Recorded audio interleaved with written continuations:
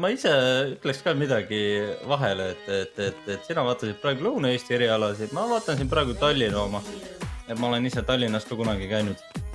Oled jah? Ja Tallinnas on niisugune kool, nagu nimi ütleb, Tallinna teeninduskool, siis Fun Trivia asub Tallinnas.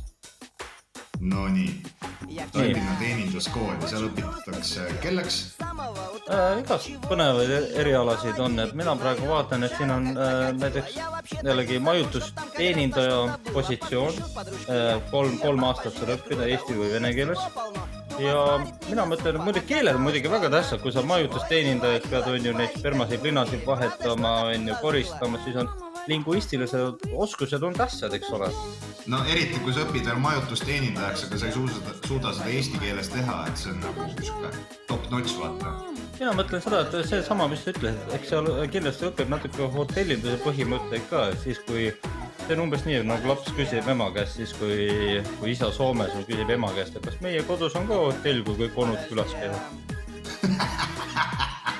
Aga ma vaatan, nagu siin on ka toitlustusteenindaja eriala, mis sa rääkisid, on ju, siis on üks hästi põnev on, siuke lühendatud õppekava, on telemarketingi konsultant, siuke positsioon, et kujutad ette, sul on eraldi õpe, et näe, Jüri, vaata, see siin on telefon, vajutab klahve ja helistab kliendile, aga kuidas ma küll räägin kliendile? No sul on see A4 on ees. Sul loed maha, et tere, minu nimi ja helistan teile firmast see ja see. Aga siis saab Jüri vastu pead, ütleb ei, minu nime asemel sa ütled Jüri. Okei, aga Sellest on tõeline professionaal tuleb, turundusäss. Telemarketingi konsultant, see on võimas ja mulle näiteks meeldib ka abipagari õpe, et saab õppida pagariks, aga kui see enesekindlus ei ole nii kõva, et pagariks õppida, siis õpi abipagariks. Abipagar on super luks, et sa oled siis see jobu, et kes isegi saia ei tee, vaid sa lihtsalt tassid neid jahukotte.